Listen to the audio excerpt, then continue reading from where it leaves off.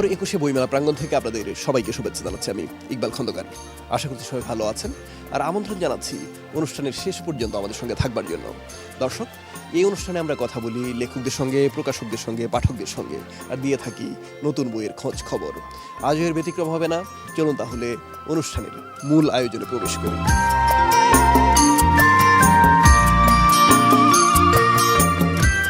দর্শক, আপনারা দেখছেন আলগোর প্রকাশন নিবেদিত বইমেলা প্রতিদিন। অনুষ্ঠানের এই পর্যায়ে থাকছে আমাদের প্রতিদিনকার সেগমেন্ট বই পরিচিতি। এই সেগমেন্টে আমরা আলুঘরের নির্বাচিত বইয়ের সঙ্গে আপনাদের পরিচয় করিয়ে দিয়ে থাকি। তারই ধারাবাহিকতায় আজ পরিচয় করিয়ে দেব 5টি বিশেষ বইয়ের সঙ্গে। প্রথমে হাতে নিলাম যে বইটির নাম the old man and the sea. বইটি অনুবাদ করেছেন এম.এন. আমিন। আপনারা যারা বিদেশি সাহিত্যের সঙ্গে পরিচিত হতে চান দেশি ভাষায় অর্থাৎ বাংলা ভাষায়, তাদের জন্য এই বইটি। এবার হাতে নিলাম যে বইটি রচয়িতার নাম আন্দালিব রাশদির লেখা। এই বইটির নাম তাতিয়ানা। আপনারা সংগ্রহ করতে পারেন। এবার হাতে নিলাম যে এই বইটির রচয়িতাও একই ব্যক্তি, অর্থাৎ বইটি রচনা এবং অনুবাদ করেছেন আন্দালিব রাশদি। আর বইটি ৭১-এর দলিল সিরিজের চতুর্থ বই, ৭১-এর দলিল। এবার হাতে নিলাম যে এই বইটির নামের সঙ্গে, লেখকের নামের সঙ্গে আপনারা পরিচিত, দেবদাস। শরৎচন্দ্র চট্টোপাধ্যায়ের সেই চিরায়ত সাহিত্য, চিরায়ত বই দেবদাস নতুন করে যারা পড়তে চান কিংবা সংগ্রহে রাখতে চান তাদের জন্য এই বইটি। সবশেষে হাতে নিলাম যে এই বইটির নাম প্রতিদিনের বিজ্ঞান মাথায় যত প্রশ্ন ঘোরে। প্রতিদিনের বিজ্ঞান মাথায় যত প্রশ্ন ঘোরে। এই বইটির ভূমিকা লিখেছেন আসাদ মিরন। দর্শক, 5টি বিশেষ বইয়ের সঙ্গে পরিচয় করে দিলাম। বই পরিচিতি এখানেই শেষ করছি। চলুন অন্যান্য আয়োজনে যাওয়া যাক।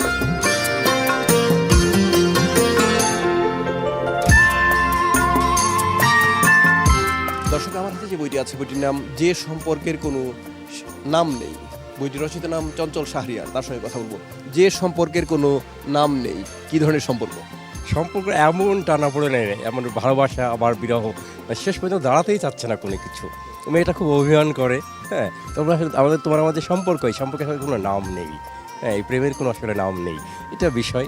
তারপর আস্তে আস্তে উপন্যাস এগিয়ে আসছে, আর ভালোভাবে অন্যান্য বিষয়গুলো এসছে উপন্যাসে।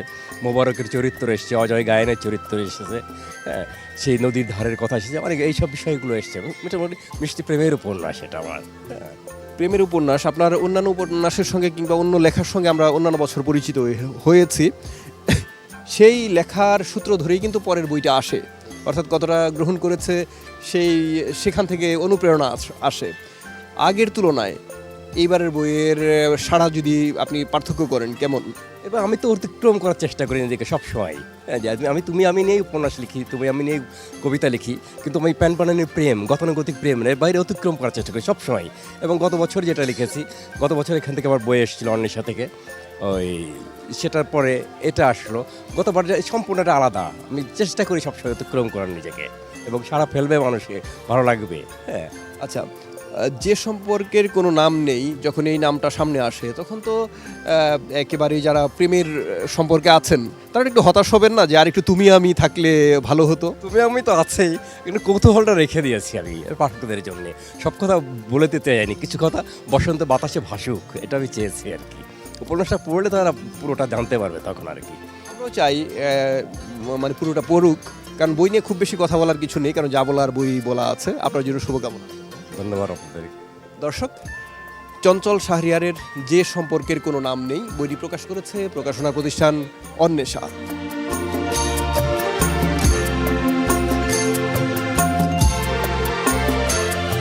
দর্শক, একজন লেখকের সঙ্গে কথা বলবো, তার নাম তানজিনা ফেরদৌস। কেমন আছেন? জি আলহামদুলিল্লাহ, ভালো আছি। আপনি বলছিলেন যে এই বছর এখনো বই আসেনি, কিন্তু কবে নাগাদ আসবে? আগামীকালই সম্ভবত ঢুকবে। এই যে একটা অনিশ্চয়তা, হচ্ছে কি হচ্ছে না, এই টানাপোড়েনে আসলে পাণ্ডুলিপি দিতেও একটু দেরি করেছি, তার জন্য বই আসতে। লেখকদের একটা ব্যাপার খেয়াল করেছি যে অনেকটা ছাত্রদের মতো, যে পরীক্ষা হবে কি হবে না এই জন্য পড়বো কি পড়বো না, পরীক্ষা পেছাবে কি পেছাবে না এই জন্য পড়বো কি পড়বো না, এমন একটা ব্যাপার কাজ করে। হয়তো আবেগপ্রবণ মানুষ বলেই এমনটা কাজ করে, খুব বেশি কর্পোরেট হয়ে গেলে হয়তো তেমনটা হতো না। যাই হোক, এইবার যে বইটা আসবে কি বিষয়বস্তু? আমি মূলত কবিতা লিখি বেশি, গল্প উপন্যাসও লিখি, কিন্তু এখনও এ পর্যন্ত মেলায় শুধু কবিতার বই নিয়েই এসেছি। এবারও আমার কাব্যগ্রন্থ আসছে, আমার 5ম কাব্যগ্রন্থ, স্টুডেন্ট ভয়েস থেকে 825। Stall number. আমার কাব্যগ্রন্থের নাম হচ্ছে প্রেম পরোয়ানাই আগাম জামিন। রোমান্টিক কবিতা আছে, বিরহ নিয়ে আছে, আরও সমসাময়িক আমাদের বাংলাদেশের কিছু চিত্র যেটা কিনা গণ অভ্যুত্থানের পরে ঘটে গেল, সেই বিষয় নিয়ে কিছু কবিতা আছে এখানে। প্রেম পরোয়ানায় আগাম জামিন, সেখানে আমি যদি বলি যে কবিতার অন্যান্য কবিতার বিষয়বস্তু, এইটার বিষয়বস্তুটা মানে শিরোনাম কবিতার বিষয়বস্তু বোঝা গেল, অন্য কবিতার বিষয়বস্তুগুলো আসলে কি কি? অন্য কবিতার বিষয়বস্তু নারীদের নিয়ে লেখা আছে। তারপর এই যে আমাদের সমাজের যে কি বলবো তিমি মাছ, আমি তিমি মাছ বলতে তাদেরকে বোঝাচ্ছি যাদের কিনা ক্ষুধা মিটে না। আমাদের সমাজের যে সব মানুষরা আমাদেরকে সেবা করার জন্য সমাজে নিয়োজিত হয়, আর পরবর্তীতে নিজেদের আধিপত্য বিস্তার করতে করতে তারা নিজেদেরকে তিমি মাছ মনে করে। এই সকল তিমি মাছকে নিয়ে লেখা আছে, যাদের জন্য আমাদের সমাজ ক্ষতিগ্রস্ত হচ্ছে, আমরা আমাদের বিভিন্ন প্রতিষ্ঠান ক্ষতিগ্রস্ত হচ্ছে। সো এই টাইপের অনেক কবিতা লেখা আছে। অনেক ধন্যবাদ আপনাকে, আপনার নতুন বইয়ের জন্য শুভকামনা, ভালো থাকবেন আপনি। আপনাদেরকে অসংখ্য ধন্যবাদ, আর অবশ্যই নারী দিবসের শুভেচ্ছা। দর্শক, আমরা একজন কবির সঙ্গে কথা বলছিলাম, তিনি বলছিলেন তার নতুন আসা বই সম্পর্কে। আশা করছি তার বইটি আপনারা সংগ্রহ করবেন।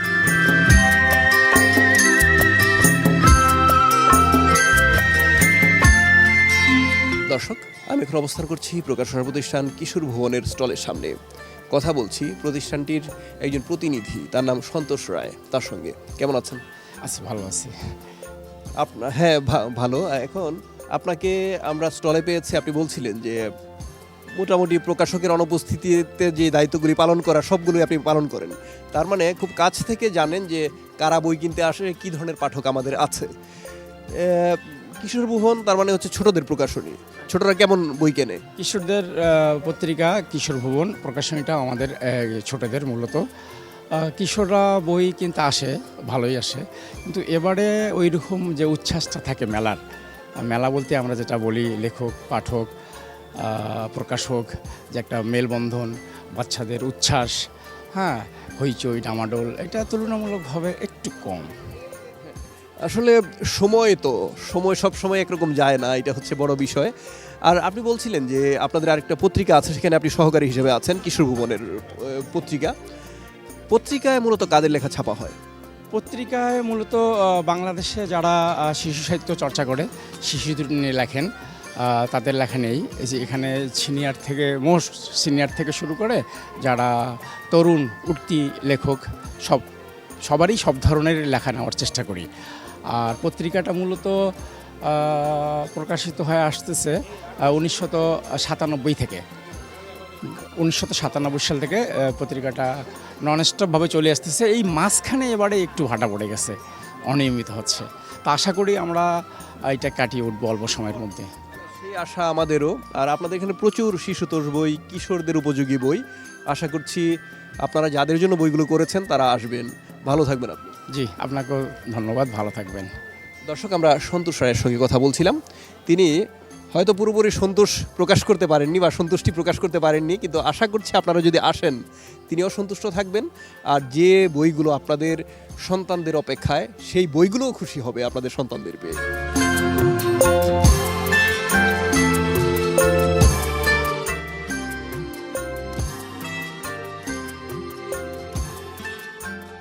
দর্শক, পাঠক বই দেখছেন, পাঠকের সঙ্গে কথা বলবো। ভাই একটু কথা বলি। হ্যালো, আপনার সঙ্গে একটু কথা বলি। কি নাম? আমার নাম নাহিদ। নাহিদ ভাই, বই দেখছেন, দেখলাম যে হুমায়ুন আহমেদ। তার মানে আমরা বইমেলায় এসে প্রথমে যার লেখা বই খুঁজি, তিনি হুমায়ুন আহমেদ। এর বাইরে কোনো পছন্দের লেখক আছে কিনা? না, আমি হুমায়ুন আহমেদের বই পড়ি, হুমায়ুন আহমেদের বই দেখতে এসেছি। তার মানে এই না যে আপনি হুমায়ুন আহমেদ পড়েন, আমরা সেটা পছন্দ করছি না, বিষয়টা কিন্তু এরকম না। মানে জানার জন্য যে কারণ খুব জনপ্রিয় মানুষ তিনি, খুব জনপ্রিয় লেখক, নাট্যকার, নাট্য পরিচালক, চলচ্চিত্র পরিচালক। এর বাইরেও একটা বড় বিষয় হচ্ছে বইমেলা মানে হুমায়ুন আহমেদ। তবে এর বাইরেও কোনো বই খোঁজা হয় কিনা আমরা পাঠককে জিজ্ঞেস করি। আপনি কখনো চেষ্টা করেছেন বাইরে যাওয়ার, ওই বলয়ের বাইরে? না, ওই বলয়ের বাইরে যাওয়ার কোনো চেষ্টা এখনও করিনি, যেহেতু আমি সেরকম একটা বই পড়ি না। হুমায়ুন আহমেদের বইটাই বেশি পড়া হয়, এই আর কি।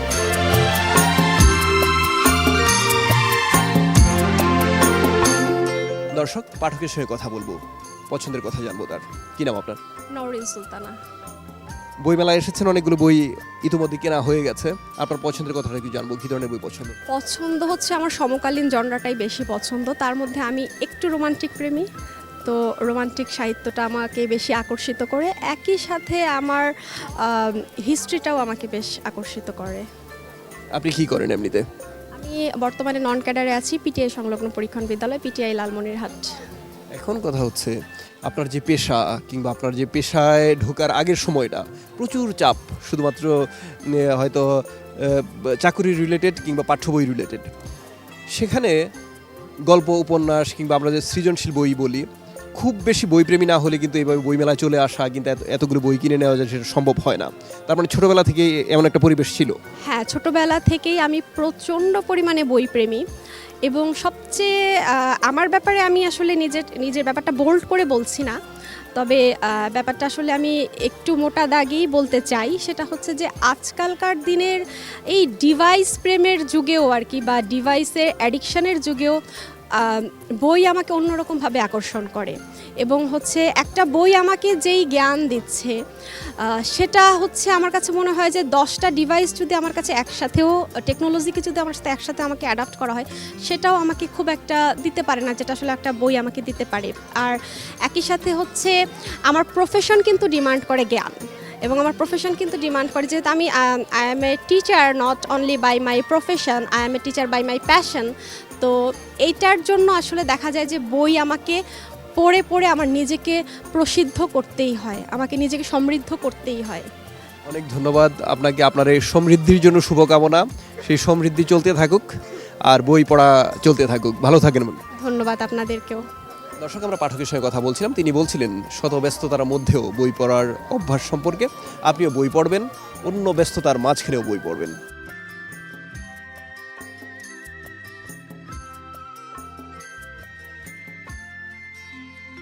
দর্শক, পাঠকের সঙ্গে কথা বলবো, তারা বই মেলায় এসেছেন, বই কিনেছেন, বই দেখছেন। কি নাম আপনার?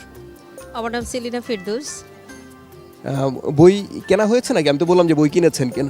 হ্যাঁ, অবশ্যই বই কিনেছি, আমরা পছন্দ করে আসছি, নিব আর কি। কথাবার্তা চলছে? কথাবার্তা চলছে। আপনার নাম কি? আমার নাম মৌসুমী আক্তার, আমি সহকারী অধ্যাপক, government college of applied human science. বিশাল একটা দায়িত্ব নিয়ে বসে আছেন। আপনার ছাত্রছাত্রী যারা, তাদের বই পড়াতে হয়, নিজে পড়তে হয়, ইত্যাদি ইত্যাদি। আপনার ছাত্রছাত্রীরা কতটা বই পড়ে? আমি নিজে খুব বই পড়তে পছন্দ করি, এবং আমার একটা হলো যে আমার ছাত্রীদেরকে আমি স্বপ্ন দেখাই, আর সেই স্বপ্নের ভিতরে অবশ্যই সেখানে বই থাকবে। কাজে আমার তাদের একমাত্র পরামর্শই হলো যে আগে হলো একাডেমিক পড়া তো তারা পড়বেই, এটা তো বাধ্যতামূলক, কিন্তু এর পাশে যদি তাদের আলাদা কোনো জগৎ তৈরি করতে হয়, তো তার জন্য তাদেরকে বই পড়তে হবে। আপনি কি জানি করেন বললেন? আমি বদরুন্নেছা কলেজে বাংলার শিক্ষক, সহকারী অধ্যাপক। মানে আপনার দায়িত্ব আরো বেশি, বাংলার যেহেতু, না? বাংলার না, আপনার যারা খুব কাছাকাছি থাকেন, সেটা কলিগ হতে পারেন কিংবা ছাত্রছাত্রী হতে পারেন, অভিভাবক হতে পারেন, তাদের মধ্যে আসলে বই পড়ার প্রবণতা কতটুকু? আমরা যেহেতু বাংলার স্টুডেন্ট, বাংলা পড়াই, আমাদের কাছে তো আসলে বই ছাড়া আমাদের চলে না, বই তো আমাদের পড়তেই হয়। আর এটা আমাদের মনে হয় শুধু নেশা না, আমাদের দায়িত্বের মধ্যেও পড়ে। দর্শক, আমরা দুজন পাঠকের সঙ্গে কথা বলছিলাম, তারা শিক্ষকও বটে। তারা বলছিলেন যে তাদের আশাবাদের কথা কিংবা খানিকটা হতাশার কথা। আশা করছি আমরা হতাশা কাটিয়ে আশাবাদী হতে পারবো এবং আপনারা বইমেলায় আসবেন, বই কিনে নিয়ে যাবেন।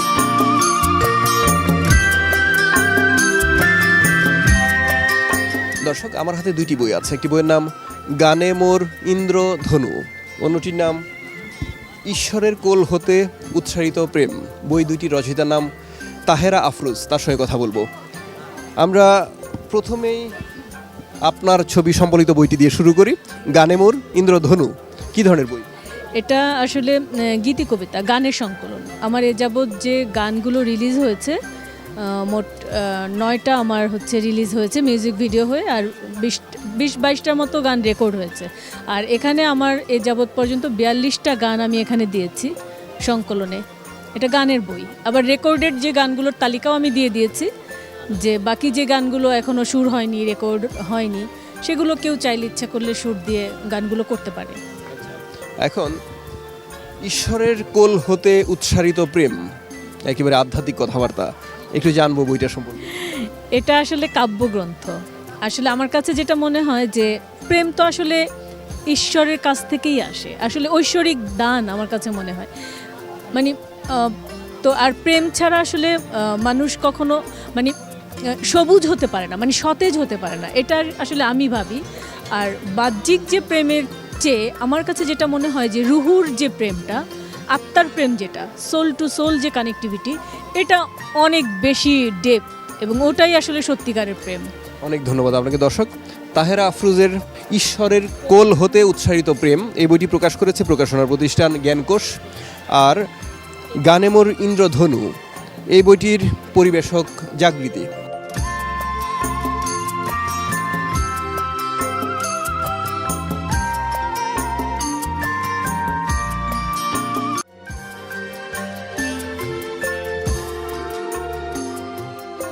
দর্শক, আমার হাতে যে বইটি আছে বইটির নাম ২৬-এর ছদ্মবেশ। বইটির রচয়িতার নাম মেহবুবা হক রুমা। তার সঙ্গে কথা বলবো। ২৬-এর ছদ্মবেশ কি ধরনের বই? এটি একটি উপন্যাসধর্মী বই, কিন্তু একটা মানে ২৫ সালের সম্পূর্ণ ঘটনাকে আমি পর্বে পর্বে টেনে নিয়ে গেছি। বইটার মধ্যে একটা উপন্যাসের ফ্লেভারও পাওয়া যাবে, সেই সাথে যারা পাঠক, অধৈর্য পাঠক, তাদের জন্য আমি এটাকে খুব ছোট ছোট পর্ব করে দিয়েছি, আর একটা করে শিরোনামও দিয়ে দিয়েছি।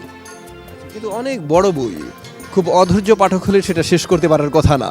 এই জন্যই তো আমি ওই যে ছোট ছোট করে পর্ব করে দিয়েছি, যাতে মানে থেমে থেমে পড়তে পারে। 50টি পর্ব আছে।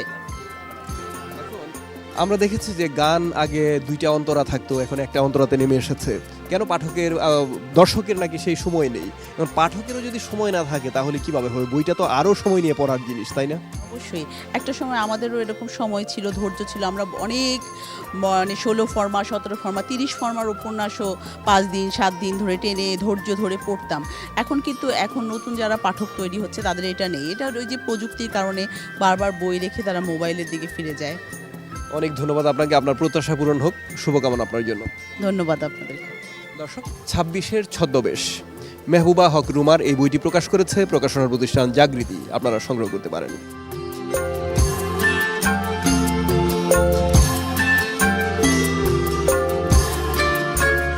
দর্শক, আমাদের যে বইটি আছে বইটির নাম আবার একটি সকাল আছে কাল। বইটির রচয়িতার নাম তানজিল সুচিরা। তার সঙ্গে কথা বলবো। কি ধরনের বইটি? এটা একটা উপন্যাস, এটা একটা সম্পূর্ণ উপন্যাস। এটা আসলে একদমই সমকালীন বর্তমান কাহিনীর, মানুষের জীবনের কাহিনী নিয়ে লেখা।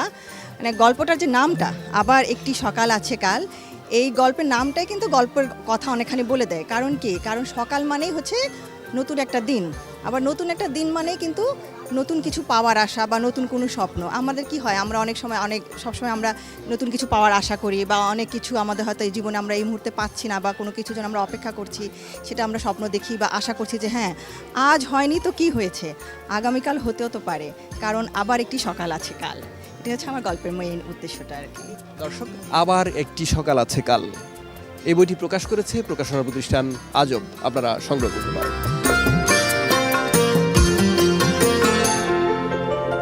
দর্শক, আমার হাতে যে বইটি আছে বইটির নাম গানে গানে ৭০। কার সম্পর্কে বই সেটা আমরা লেখকের মুখ থেকে শুনবো, বা যিনি এই বইটি রচনা করেছেন তার মুখ থেকে। তিনি জয় শাহরিয়ার। তিনি আমাদের প্রিয় সঙ্গীত শিল্পী, তবে এই বইটির রচয়িতা। কেমন আছেন? ভালো আছি। কেমন আছেন? ভালো আছি। অনেক বড় বই, শহীদ মাহমুদ জঙ্গি, তার জীবনী মনে হচ্ছে। আপনার মুখ থেকে একটু শুনবো। এটা আসলে শহীদ মাহমুদ জঙ্গি আমাদের প্রিয় মানুষ, বরেণ্য গীতিকবি, বাংলা গানের লিরিকের বাকবদলের গীতিকবি আমি বলি ওনাকে। জঙ্গি ভাইয়ের ৭০ বছর পূর্তি ছিল এই ৬ ফেব্রুয়ারি এবছরের। তার ৭০ বছর পূর্তি উপলক্ষে তার জীবনকে নিয়ে এই আয়োজনটিতে আমি সম্পাদনা করেছি। আমার সাথে সহ সম্পাদক হিসেবে ছিলেন নিশীথ সূর্য এবং শাহরিয়ার শান্তনু। এখানে প্রায় 33টা লেখা আছে। জঙ্গি ভাইয়ের গানের জগতের যারা আশপাশের মানুষ, তার পরিবারের মানুষ, তার যে বেড়ে ওঠা চট্টগ্রামে, সেখানকার বন্ধুবান্ধব, সবার স্মৃতিকথনে জঙ্গি ভাইয়ের জীবনটা উঠে এসেছে। এর বাইরে বেশ কিছু লেখা আছে যেখানে জঙ্গি ভাইয়ের গানের রকম, গানের প্রভাব, সেগুলো নিয়ে লেখা আছে। আর এছাড়াও 3টি সাক্ষাৎকার আছে বিভিন্ন জায়গায় প্রকাশিত, যেখানে জঙ্গি ভাইয়ের নিজের বয়ানে ওনার গান নিয়ে ভাবনা, ওনার লেখা নিয়ে ভাবনা এবং ওনার যে যাত্রা সেটা উঠে এসেছে। তাই সব মিলিয়ে একজন শহীদ মাহমুদ জঙ্গিকে একটা মলাটে বন্দি করার প্রচেষ্টা। শহীদ মাহমুদ জঙ্গি, গানে গানে ৭০। অনেক ধন্যবাদ জয় ভাই আপনাকে। আমি মনে করি যে আপনি গানের মানুষ বলেই হয়তো ওই মানুষগুলিকে তুলে আনার যে প্রচেষ্টা সেটা আপনি সফলভাবে সম্পন্ন করছেন। অনেক ধন্যবাদ আপনাকে। ভালো থাকবেন। দর্শক, যে বইটি আপনারা দেখছেন গানে গানে 70, এই বইটি প্রকাশ করেছে প্রকাশনা প্রতিষ্ঠান আজব, আপনারা সংগ্রহ করতে পারেন। দর্শক, এতক্ষণ আমরা বইমেলার মাঠে ছিলাম বইয়ের মানুষদের সঙ্গে, ছিলাম আলোঘর প্রকাশনা নিবেদিত বইমেলা প্রতিদিন এই অনুষ্ঠানের শেষ পর্যায়ে চলে এসেছে আমরা। আগামীকাল ঠিক এই সময় আবার হাজির হয়ে যাব আমি, ইকবাল খন্দকার, আর শুরু হয়ে যাবে এই আয়োজন। দর্শক, অনুষ্ঠানটি প্রচার হয় প্রতিদিন রাত 9টায়, পুনঃপ্রচার হয় রাত 12:30টায়। উপস্থাপকের পাঞ্জাবি সৌজন্য বালুচর। আল্লাহ হাফেজ।